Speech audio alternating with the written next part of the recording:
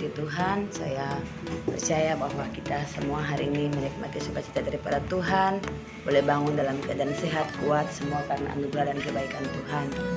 Sebelum kita memulai segala aktivitas kita pada pagi hari ini, biarlah kebenaran firman Tuhan menjadi landasan bagi kita untuk menentukan langkah-langkah kita, dan biarlah kita terus tetap berjalan dalam kebenaran firman Tuhan. Mari kita berdoa terlebih dahulu untuk firman Tuhan yang akan kita dengar bersama-sama pada pagi hari ini.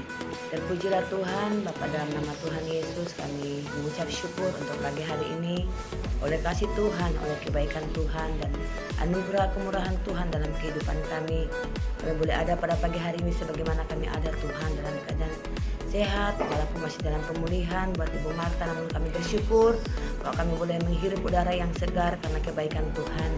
Bapa yang baik, saat ini Tuhan, sebelum kami memulai segala aktivitas kami, kegiatan kami, mengawali hari kami dalam pekerjaan kami Tuhan, kami terlebih dahulu rindu Tuhan berbicara bagi kami lewat kebenaran firman Tuhan yang menguatkan kami, meneguhkan kami, bahkan menolong setiap kehidupan kami, dan biarlah kami mampu untuk terus berjalan dalam kebenaran firman Tuhan dengan pertolongan yang daripada Roh Kudus. Terpujilah Tuhan, kami siap untuk diberkati lewat firman Tuhan pada pagi hari ini. Dalam nama Yesus, haleluya, amin. Mari kita buka bersama-sama dalam Mazmur pasal 139. Mazmur pasal 139 ayat 13 sampai dengan ayatnya yang ke-16.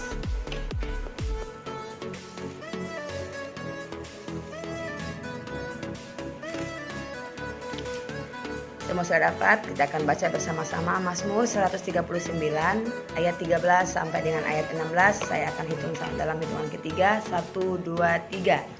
Sebab Engkaulah yang membentuk buah pinggangku, menenun aku dalam kandungan ibuku.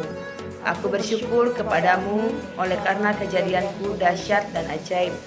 Ajaib apa yang kau buat, dan jiwaku benar-benar menyadarinya. Tulang-tulangku tidak terlindung bagimu ketika aku dijadikan di tempat yang tersembunyi, dan aku direkam di bagian-bagian bumi yang paling bawah. Matamu melihat selagi aku bakal anak, dan dalam kitabmu semuanya tertulis hari-hari yang akan dibentuk sebelum ada satupun daripadanya. Puji nama Tuhan. Kalau kita melihat Bapak Ibu, teman-teman, bahwa Mazmur ini ditulis oleh Raja Daud, ya. Daud adalah seorang raja yang luar biasa, yang hebat, yang perkasa. Namun kita melihat hari ini bahwa dari kesemuanya itu, satu hal yang saya mau bagikan buat kita pada pagi hari ini adalah bahwa Daud memiliki kepercayaan yang sangat besar terhadap Tuhan dan terhadap dirinya bahwa dia istimewa. Ya, tapi benar berkati Tuhan, mari kita melihat di sini katakan bahwa sebab Engkaulah yang membentuk buah pinggangku, menenun aku dalam kandungan ibuku. Kalau kita melihat bahwa sebenarnya kemenangan Daud melawan Goliat itu bukan ketika Daud menjadi raja, bukan menjadi seseorang yang sudah hebat dalam peperangan, sudah hebat dalam mengalahkan musuh, tetapi kalau kita melihat bahwa pada saat itu dari saudara-saudaranya Daud adalah yang paling kecil, ya, masih muda, belum berpengalaman dalam dunia peperangan. Tetapi yang dilihat oleh Daud pada saat itu adalah bahwa Tuhan yang dia percaya memberikan kepada dia suatu kelebihan yang tidak dimiliki oleh orang lain, yaitu keberanian untuk melawan Goliat pada saat itu. Tentunya Daud punya alasan tersendiri bahwa bukan dia yang berperang, tetapi Tuhan yang berperang menggantikan dia.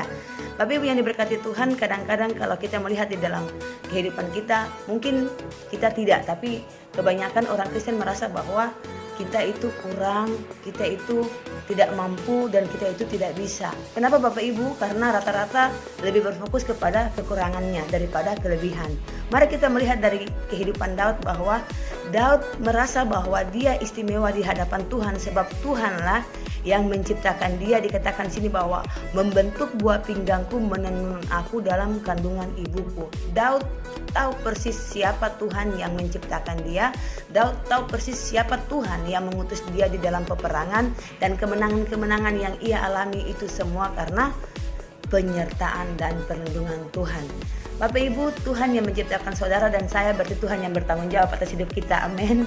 Ya, karena Tuhan yang menciptakan kita ada sampai hari ini dalam keadaan seperti ini, Tuhan juga yang akan bertanggung jawab untuk saudara dan saya. Seperti orang tua yang melahirkan anak-anak, mereka juga memiliki tanggung jawab untuk menyayangi, mencintai, bahkan mempersiapkan segala sesuatu untuk kehidupan anak-anak mereka di masa depan, baik itu melalui materi maupun melalui nasihat-nasihat yang memberikan bekal kepada mereka untuk menghadapi kehidupan-kehidupan yang akan datang.